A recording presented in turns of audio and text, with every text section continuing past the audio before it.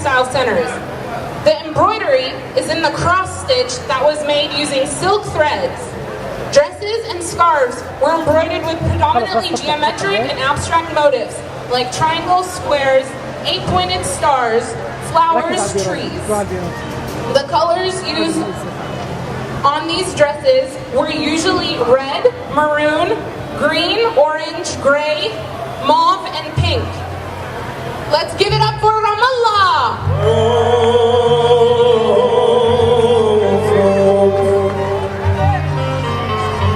البدال السيف من جرة سفينة ومن بحر الفكر ضربنا وسفين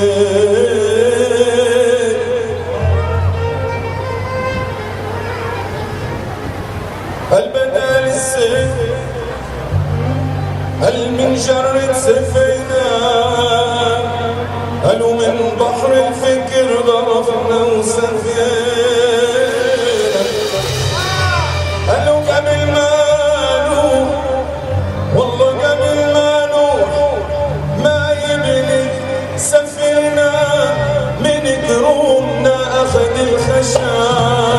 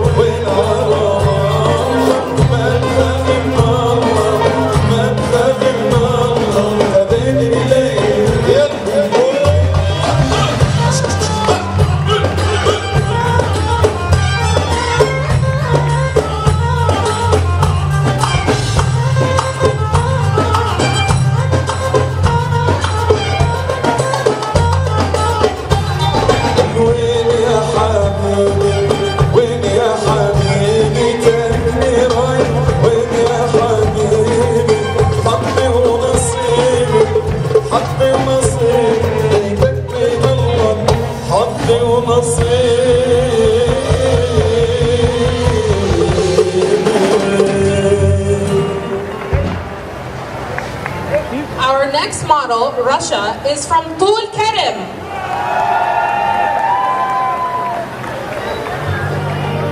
A typical attire in the northern region, like Tul Kerem and Nablus, and the surrounding villages, would usually include a long coat, or also known as a jalaya, made of Syrian fabric with long side openings and central openings. A white underdress, also known as a thobe, sometimes embroidered on the chest panel, was also accompanied with a belt made of colored silk. A veil is made of silk or cotton fabric with fringes and tassels on both sides. A headband was usually made of muslin.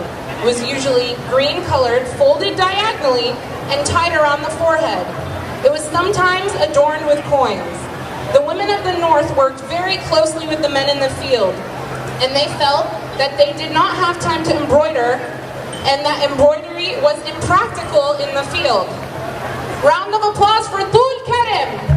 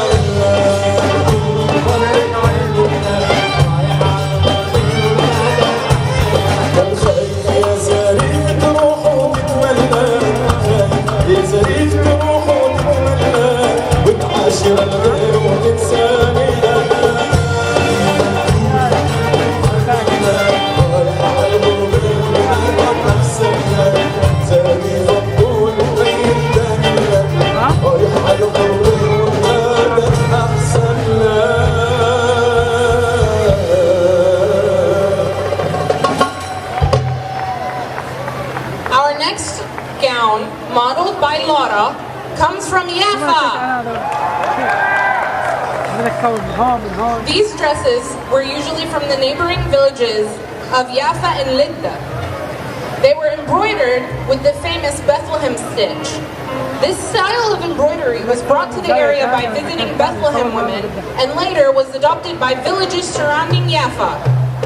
Patterns decorating this dress included the famous cypress tree, necklaces, lamps, citrus flowers, feathers, almond branches, and moons. They were all embroidered in either a cross stitch and with silk thread or metallic silver thread. Give it up for Yafa!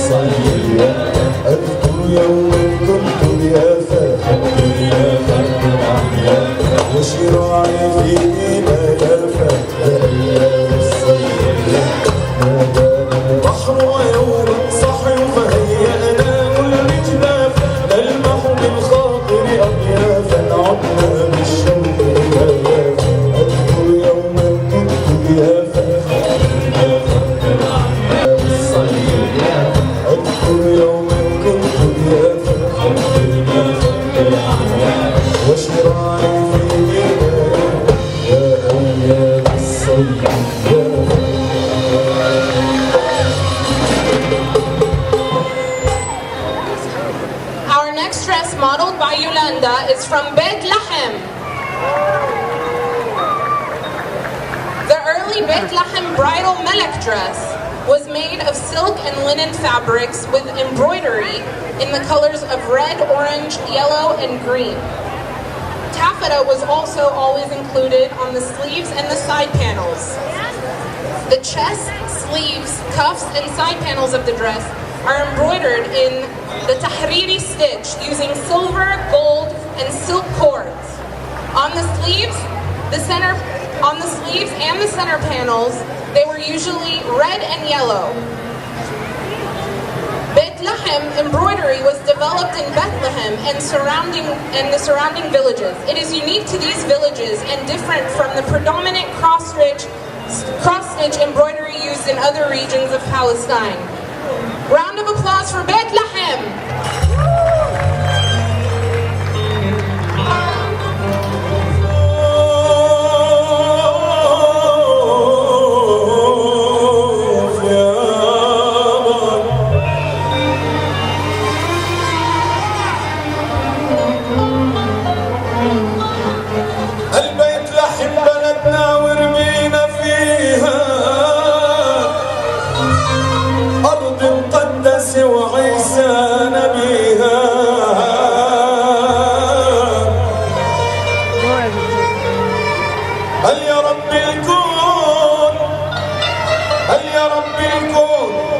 تجمعنا فيها احنا وحبايبنا وقبل الاصحاب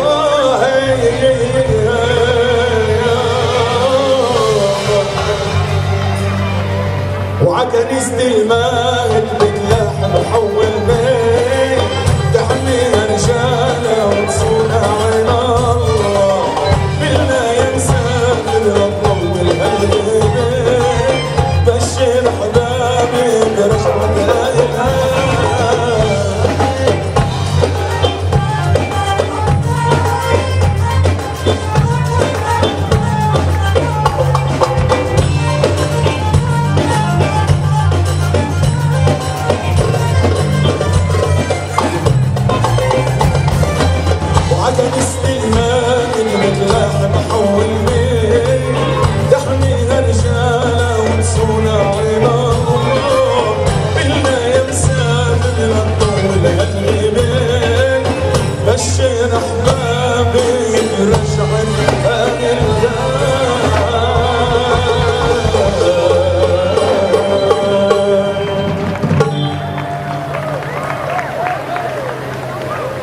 Our next dress, modeled by Sarah, is from Nablus.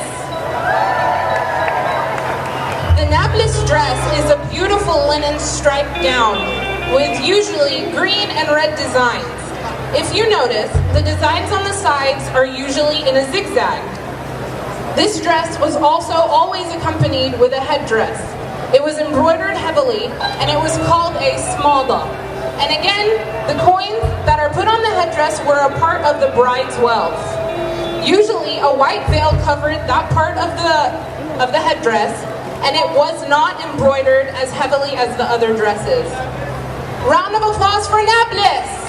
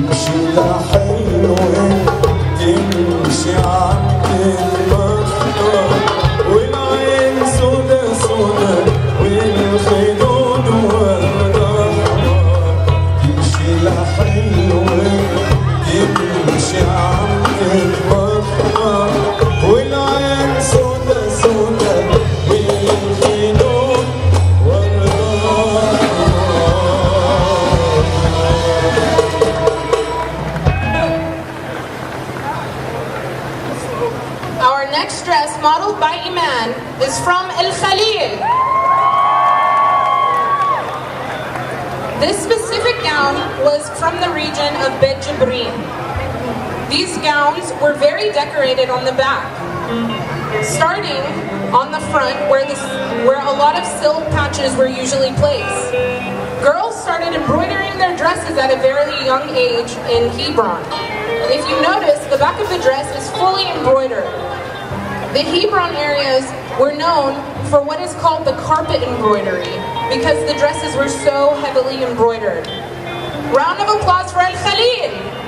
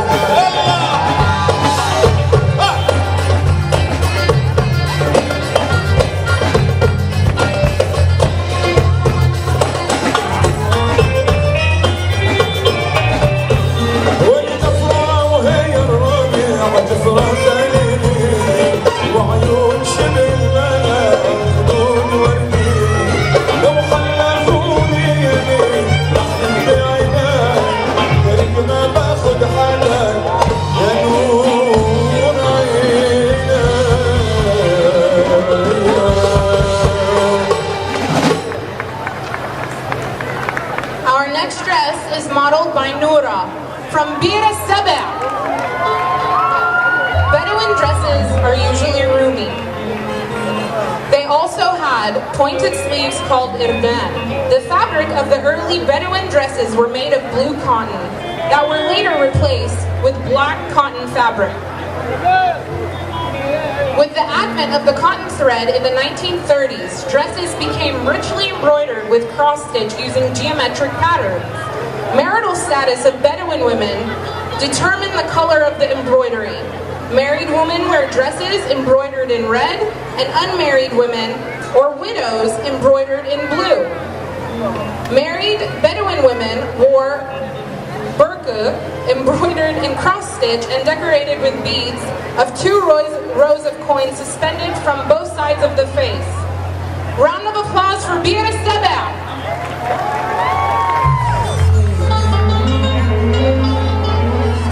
هل ضلت صبوا هالقاموا زيدوها هيك واسقوها للنشامة مظهور الخير ضلت صبوا هالقاموا زيدوها هيك واسقوها للنشامة مظهور الخير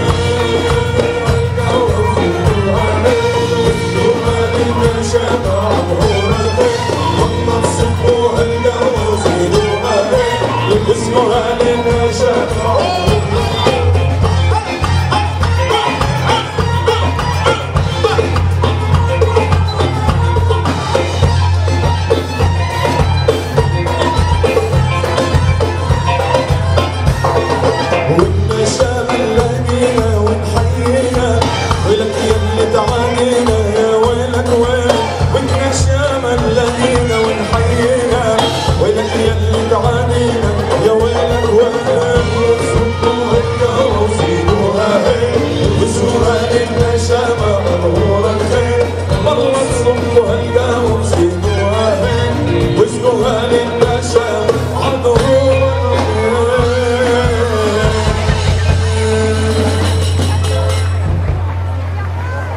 Our next dress is modeled by Reem, and it's from Gaza. The southern coastal regions were famous for their weaving centers located in the villages of Medjda. After the war of 1948 and the expulsion of the Palestinians from their ancestral villages, these centers moved to Gaza and Lidda, where they continued to produce their famous narrow-cut cotton fabrics with purple or green silk stripes. The embroidery on these dresses are in a cross-stitch using predominantly purple color, which they were famous for in this area. Canaanites extracted this precious purple color from Murex seashells and gave the nickname, the land of the purple, to this area. Round of applause for Gaza!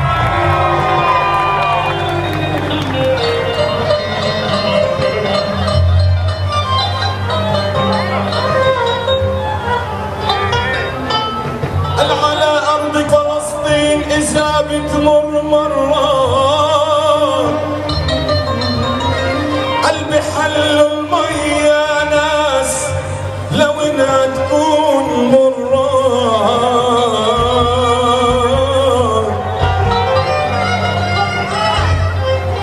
على أرضك يا غزة إذا بتمر مرة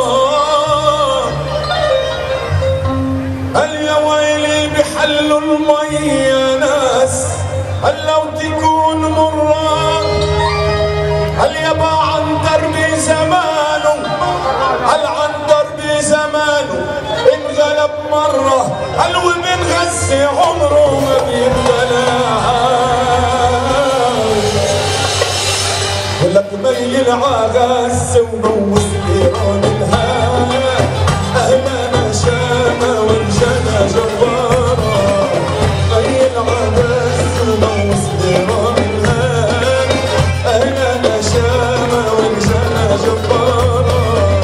فيها الرجولة والنخوة العربية تحيا من شارع وربي يحماها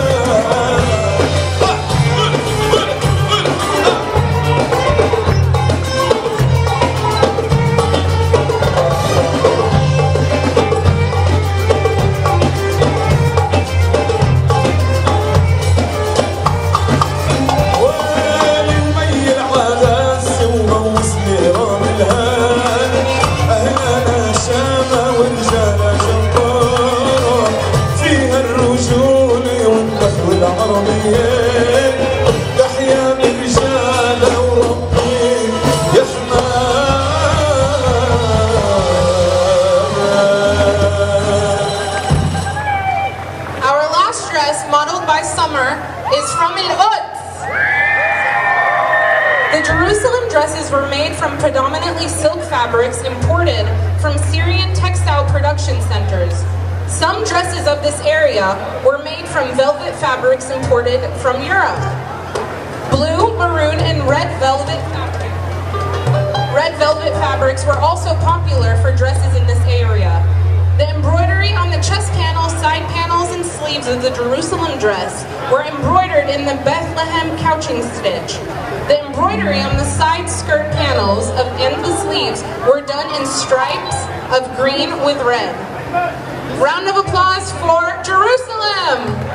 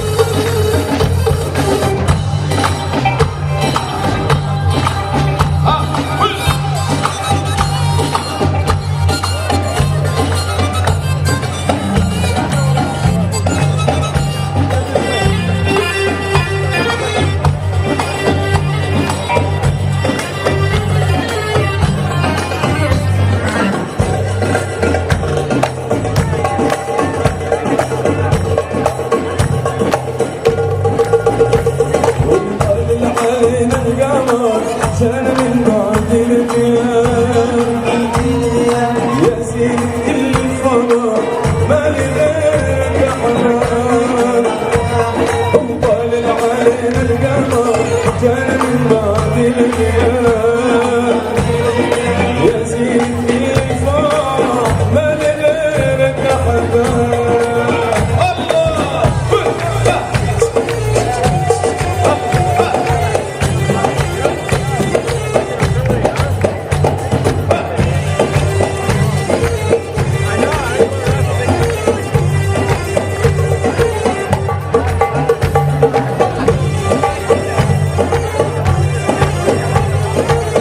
يلا وين الصبايا سمعونا زغروطة يلا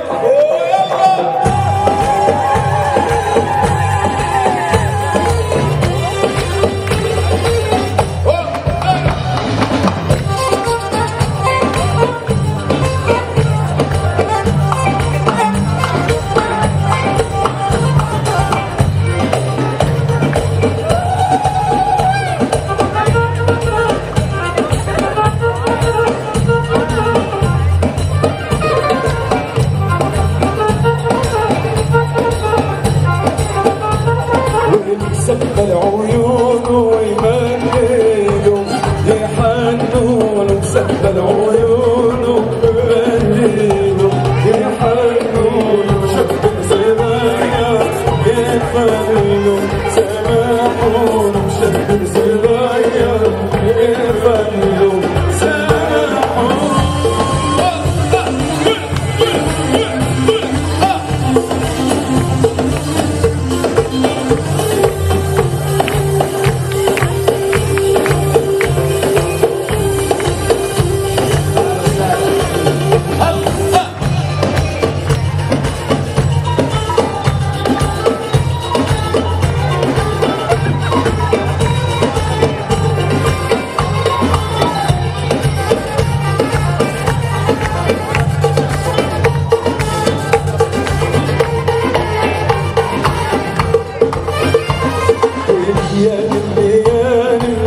شديلي ما فتان ويا شديلي ما فتان وطلعت من البيت ما ودع الخيال وطلعت من البيت ما ودع الخيال ما ايدهم يحنون شد سرايا عيونه مهدينه يحنون شكل سرايا كيف اللون سماحون.